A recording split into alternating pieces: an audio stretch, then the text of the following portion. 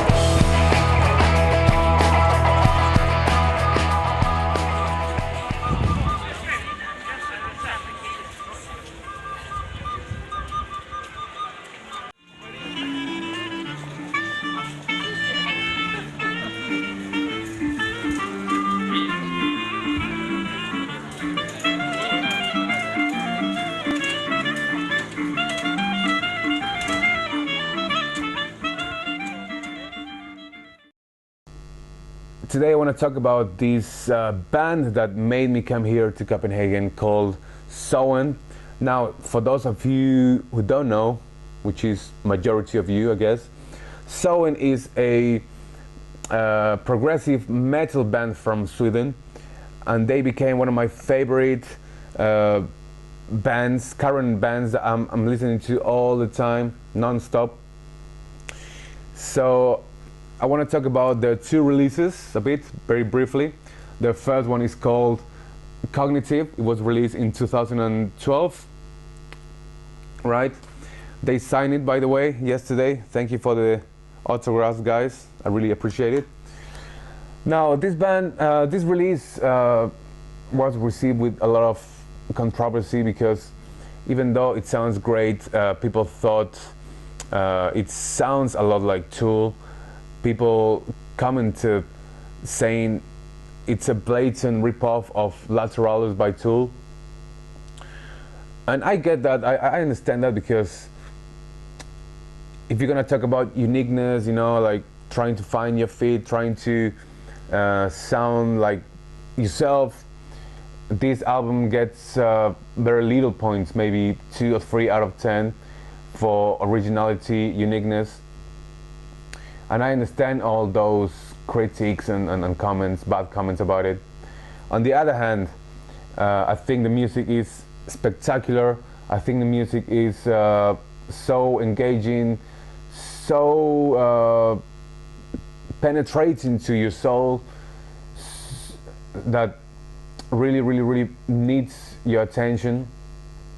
It's so emotional at times that I felt like crying, to be honest. I mean, I don't like to admit this on camera, but especially on the last song called Savior, which you can YouTube and you can watch a very beautiful video of it. That song is so emotional, especially towards the end, that it really wants to make you cry. And there's other bunch of songs that are amazing, like, you know, Fractions, Purpose, one of my favorite ones, Canvas.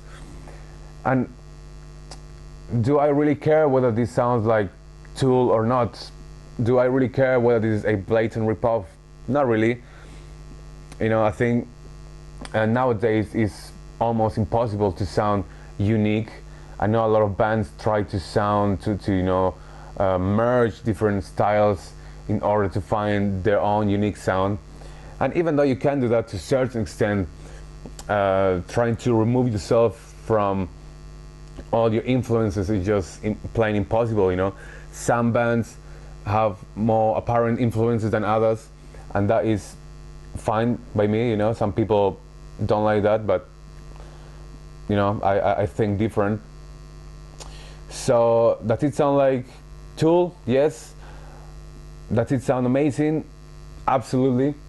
And you know, one thing that I don't really get, guys, is that, you know, all these people complain, all these people whine about the new Tool record that never comes out. They want new music, and when they get something that, you know, resembles that sound, they complain about it, and I don't really get that. It sounds like Tool. It's brilliant. If I had to rate it for the content, I would give it a 10 out of 10 because it is fucking beautiful, beautiful, beautiful. All right. So, second album called Tellurian. It's signed as well. This one came out in 2014, last year. And this one is a very interesting one because even though it still sounds like Tool a lot of times,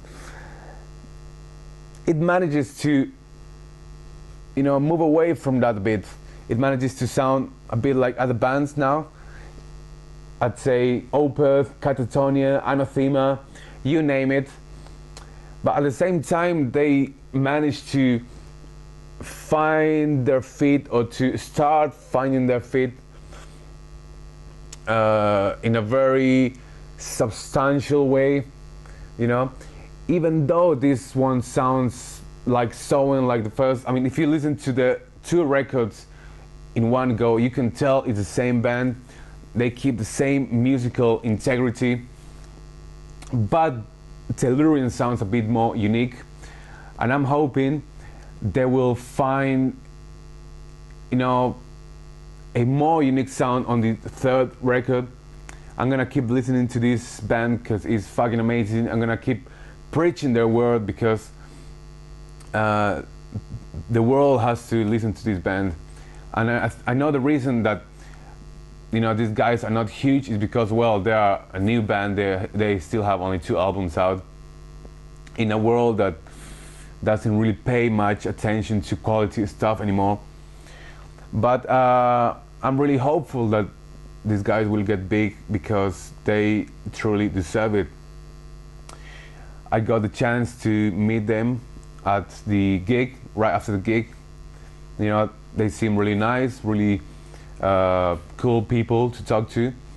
And the highlight for me was meeting Martin Lopez, one of my all-time favorite drummers, one of my drum heroes ever since I heard the Ghost Reveries album from Opeth back in 2005-06, I remember it was. Ever since that time, I got so engaged with the drumming.